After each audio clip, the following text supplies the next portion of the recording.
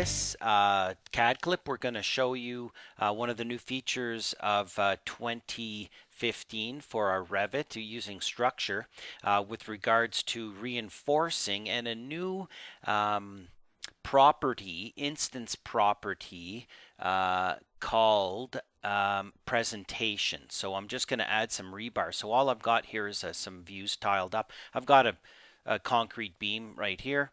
And this is a section right through the middle here. Okay, and then I have a section here. So this is the floor plan section.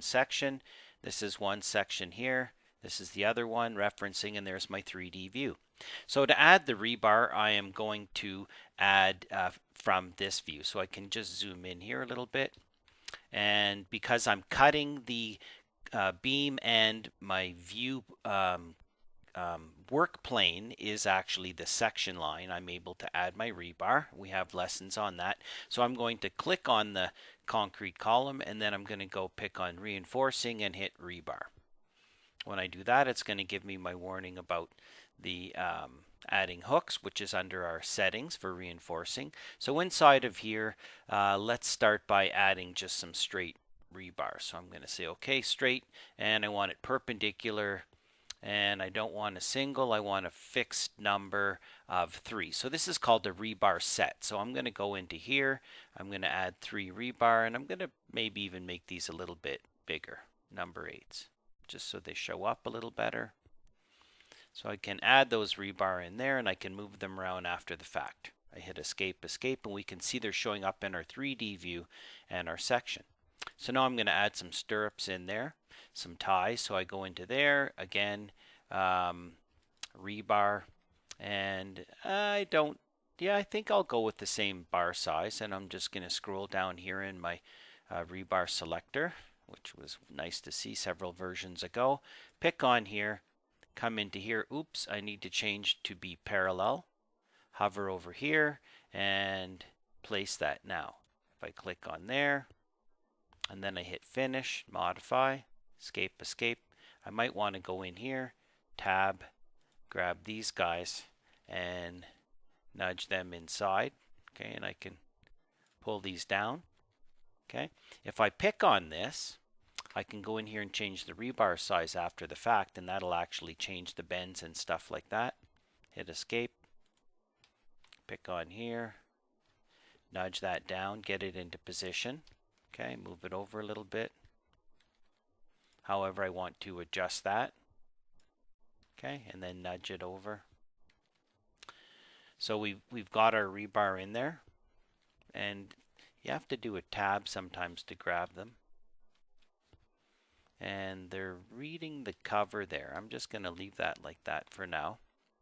So we have our rebar that's gone in here, and we have one tie, but you know what?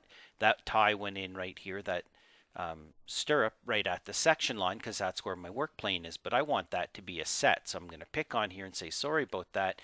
You are maximum spacing of, for instance, 12 inches or 1 foot, and then click out, and then it's going to add in all those stirrups there for me. So these are both, there's 1, 2, 3 rebar sets. So the new feature is in presentation, where you can, when it gets too busy, you don't have to show every piece of rebar.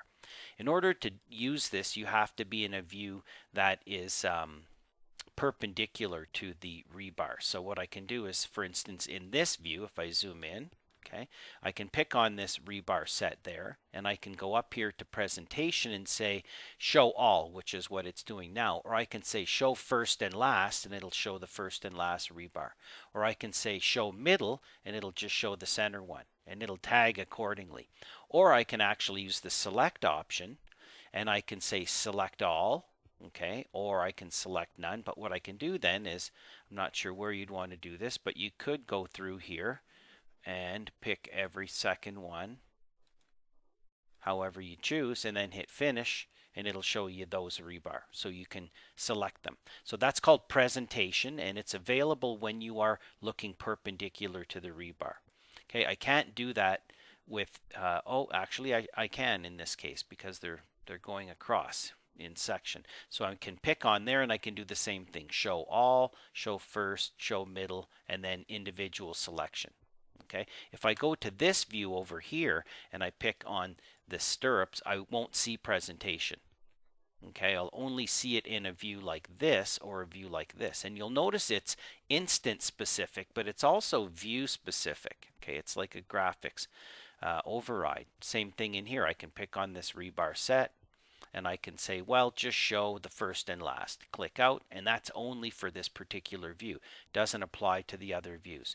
You can't use presentation in a 3D view. If you pick on any of this rebar, you're just not going to see the presentation or panel come up over here. Okay. In this one, you can pick on here and you can do presentation, but if you pick on here, you can't. So really depends on the view. You've got to be kind of looking at the actual layout of it. In this view, you can't see the layout of it. In here you can, and in here you can. And I guess that's probably the main rule. It's not whether it's parallel or perpendicular. It's a matter of, can you actually see the layout inside of there?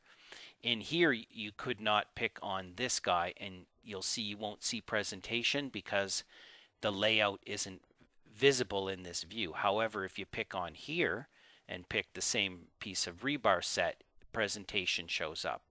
So nice little lesson on using the new rebar presentation tools in our Revit 20